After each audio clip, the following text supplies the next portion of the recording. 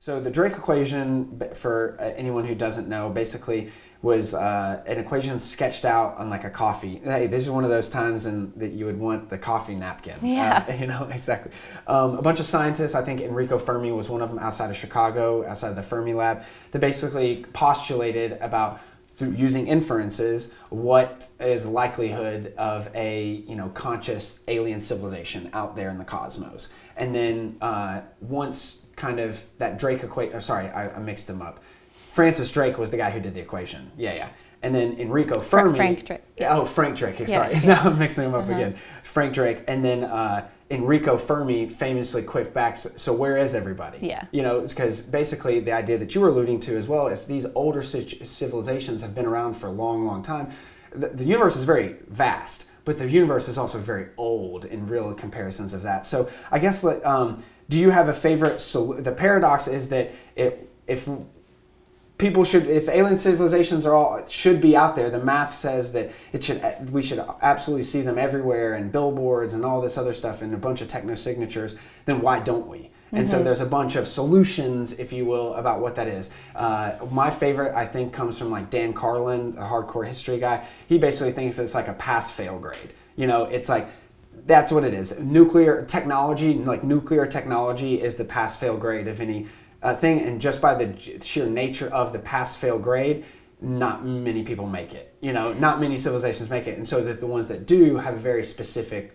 way about going about life, etc. So I don't know if you have a favorite solution or if you want to riff on that a little bit, but yeah, sure. The pass-fail thing reminds me of Chekhov. Anton Chekhov, yes. Yeah, his if a gun is introduced in the first act, it's got to go off by act 3. And I hope that's not the case, right? That once we know about nuclear technology, that it's inevitable. Yeah, and take out nuclear technology for whatever, mass communication or something like that. Yeah, sure. So Frank Drake, right? And as you mentioned, it's not really an equation. There's no real solution, and there's just a bunch of variables, right? That they kind of inference up and down. And so the original one has 7 variables, and it's the rate of star formation, how many of those stars have planets, how many of those planets are Earth-like. Yes. And then the scales. Well, it goes down directly from scale. Goes down. Right. So a lot of the variable, or a lot of the terms in the equations have really different answers, and I think the first couple of answers, when Frank penned the equation, we didn't really know that much about the rate of star formation, and now scientists have a much better understanding of how many, because now we know, right, from kind of the explosion of exoplanets detections, not the literal explosions of the exoplanets, that most stars in the galaxy have planets orbiting them. Yeah. And now the question is not merely if a lot of those planets are Earth-like, but which of those planets could host life, because scientists are discovering that there are all kinds of non-Earth-like planets that might host what astrobiologists like to call weird forms of life. So for instance, a tidally locked planet, which is, half of it is really cold and the other half is really hot because only one side of her faces its host star. Or you have these, Jupiter mass planets, or you have brown dwarfs, which could also host life. And so kind of how Drake was conceiving of how life had to follow kind of Earth's pattern. It has to be in the Goldilocks zone, what's called the habitable zone, right? Not too hot, not too cold. Yep. It had to have the ingredients for what we think of as terrestrial biology. A lot of those assumptions have expanded, which is really exciting. Mm-hmm. But the term that I think, at least for SETI science, the term that really kind of causes problems that we really can't know that much more about is the last term, which is the L term, the lifetime of the civilization. I keep using this word civilization, which we really kind of shouldn't use. Yes. Yeah. Right. So the society. L, yeah. Or do society. you even? Yeah. beings who like create technology and how long their lifetime would be. So there's really only one example, which is us, and we don't know the lifetime of us being technology. And that would be different that if we found life, say, on Mars in little cracks and crevices, or 4 feet down or something, versus a techno signature from a star, right? Like, right. They don't use radio telescopes. They're not there yet. Yeah. No, that's great. And then another, I wanted to mention this because I did the other my favorite. It's not a good solution, if you will, but my other favorite is the dark forest theory. So, like Chicxulub Lee, he did the 3-body problem. The big, sci-fi thriller and stuff. And so the idea is the dark forest theory is that anytime a civilization or a alien kind of grouping gets to a level of consciousness, that they will then kind of invert into themselves. Because then, like you said, we've been just broadcasting radio signals out like for 100 years or however long. So that we're going to get noticed if other technologically advanced civilizations have that type of technology. And so that just is very interesting to think about, like how we see ourselves in the future moving on as kind of connected to how we see other aliens and stuff like that. Sure, yeah, just like to clarify, so what SETI scientists call leakage, right? So just radio waves and television. Okay, I see. Okay. Yeah, that's like kind of an inadvertent inadvertent transmission, and SETI astronomers definitely are open to leakage, but my understanding is that a kind of a directed signal, a narrowband signal, something really powerful that was directed at Earth, that's going to drown out any kind of leakage. So that we would get. Yeah. Oh, I see. I see. It's impossible to kind of assume, like, maybe ET has really sensitive technology that is that could pick up our leakage for sure. But SETI is very, very different than METI, which is messaging extraterrestrial intelligence, which is really it's not what they do at all. Right. Yeah. So the retreating into ourselves. Basically it's like that as soon as they get knowledgeable, that they understand that they're leakaging out, that they say, okay, well, we're basically broadcasting our come find us signal, and we don't want that. So then now we're going to basically do everything to encrypt it or do a Dyson sphere around our star, so then you don't even see it, et cetera, et cetera. Well, so and that's remind me, that's what happens in the first book, right? Is that they don't is that the Trisolarians don't know that Earth is there until they get that directed signal, right. I honestly, it's been like 3 or 4 years now. So now that you mention that actually might make, because then they had to send like something that was like the folding of space or something. I mean, they had some writing in there too. You know what I mean? So, but those were my other two things: the dark forest and then pass fail. So I don't know if there's one. Well, this just kind of reminds me of a paper that I think came out. There have been several papers. So again, kind of using the Drake equation as kind of a starting point to think about if and when and how we might get a technosignature, or if ET would know that we are here. This other theory, it's not my favorite theory because I hope that it's not true, but there's a model in which 3 astrophysicists, I think, kind of game out how life emerges in the universe and how life dies in the universe, and basically they postulate this homeostatic universe. So as technology, as life emerges, a technology using species would be at the end of their lifetime and die. So the answer to the Fermi paradox is that we have only been technologically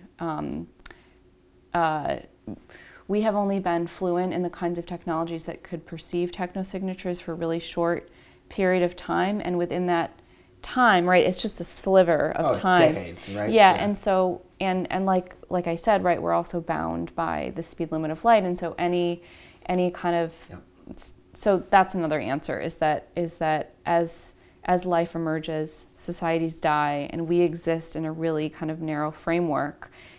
This paper uses that to postulate that we'll find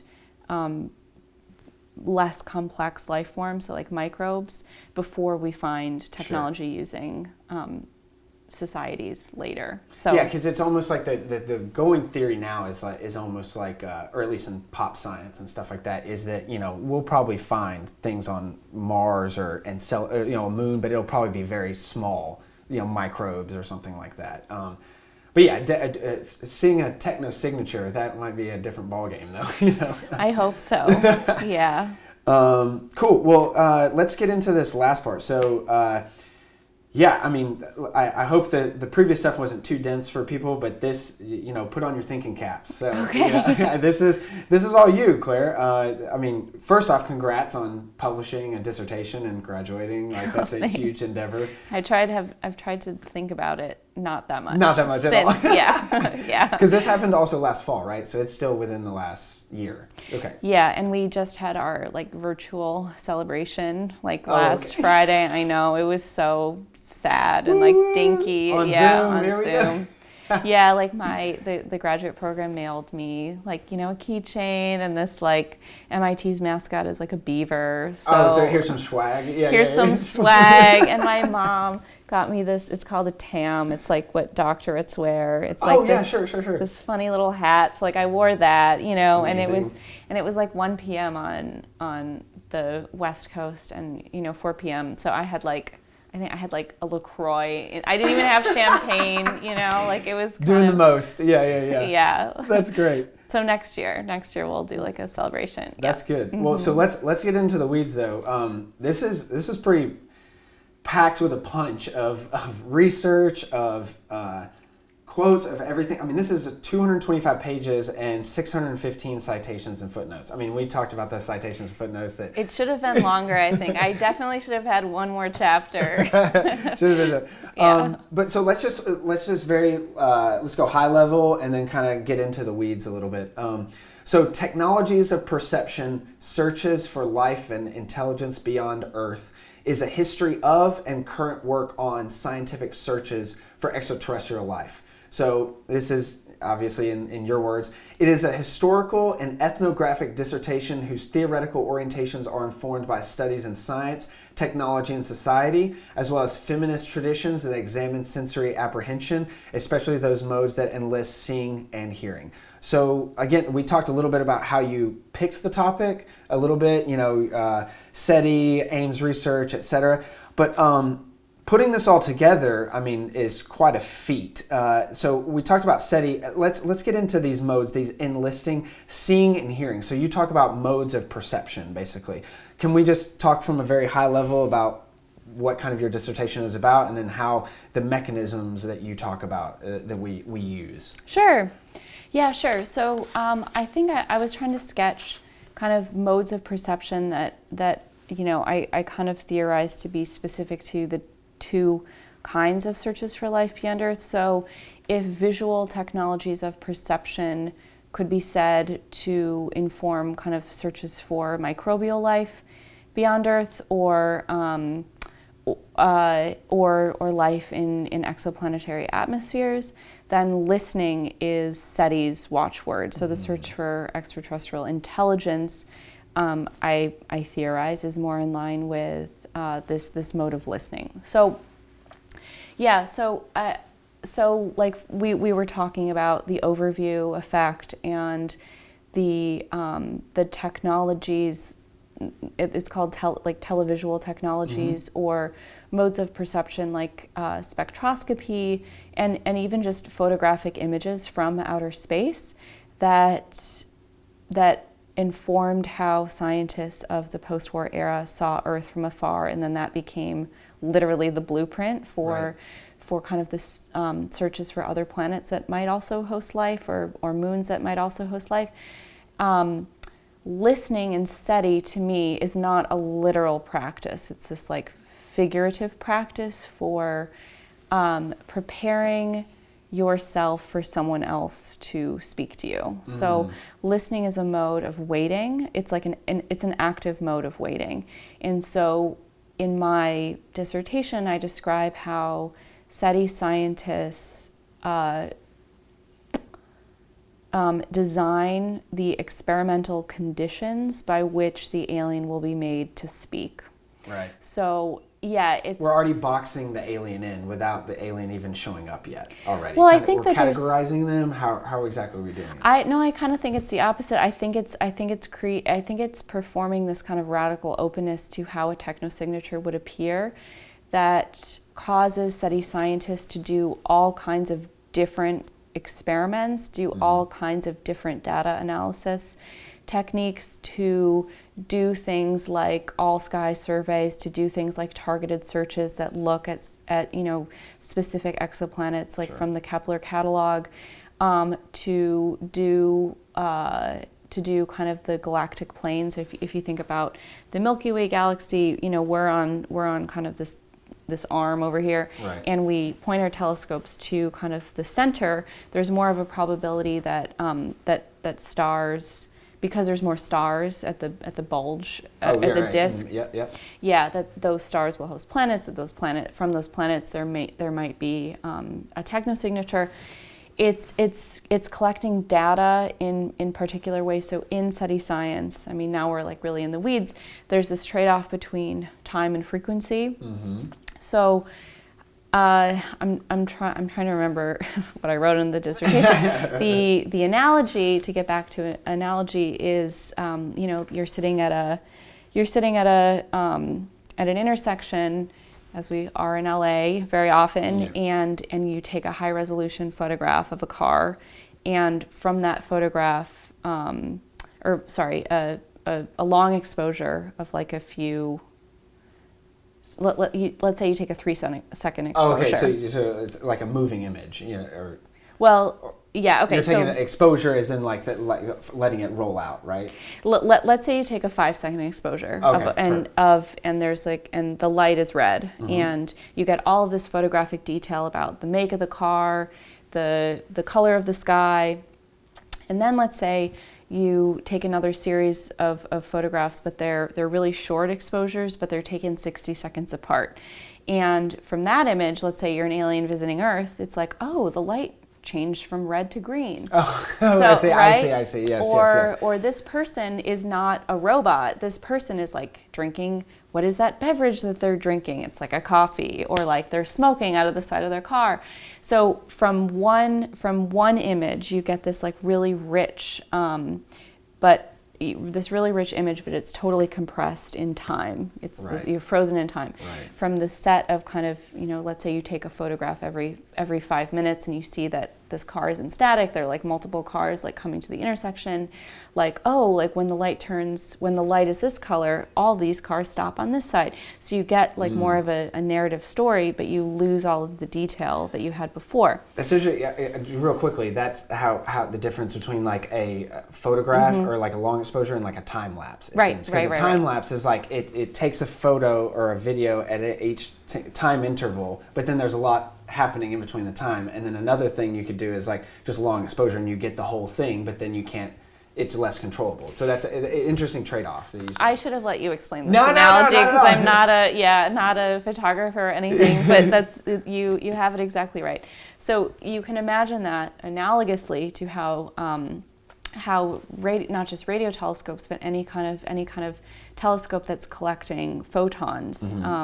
You have to trade off time or frequency. Right. And so, for instance, SETI scientists will sometimes choose the time domain, or they'll choose to privilege the frequency domain, or they'll kind of put them together, and you lose bits of both, but you gain something else. And this is a very, to get back to what I was trying to say, is that there are all these ways that SETI scientists try to anticipate how a technosignature will appear, how ET will have behaved. And those kinds of experimental design decisions are part of an I'll just go ahead and use this word, epistemic, which is a word that refers to like how knowledge is made. They're epistemic conditions of what we call listening. Yep. So it's not Ellie Arroway, you know, with the da-dum, da-dum, the heartbeat, zooming around kind of the array of telescopes. It's this waiting, it's this anticipation, it's creating the experimental conditions for the alien to speak. Right. And then in that regard, how we see that and how we, I guess you could say, make our framework is how we then see or perceive them as well. So that we are already, I guess bias is the easiest word. Like we're biasing our kind of framework, if you will. I think so. And I think that the scientists that I work with would, totally agree. There's just, we can only perform experiments, at kind of the limits of our astrophysical knowledge. And we're at the very beginning still. Like we're still putting out the road in front of the track, or the track in front of the train. That's interesting. There's this, so maybe it seems like you're a fan of sci-fi. There's Absolutely. I don't know if you read Ender's Game, but it's actually from, it's not original to Orson Scott Card, the author of that book.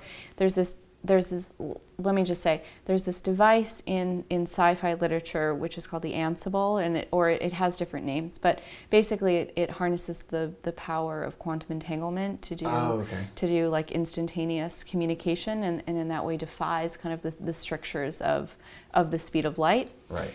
I think that E.T. might have developed some kind of Ansible, and they're just like, oh my God, you humans are so silly. Like, why are you waiting for us to like send you like a message that takes forever? Like, just build an Ansible and then we can like get on the galactic internet together. Just figure it out. Come on, get come on. this. Yeah. That's hilarious.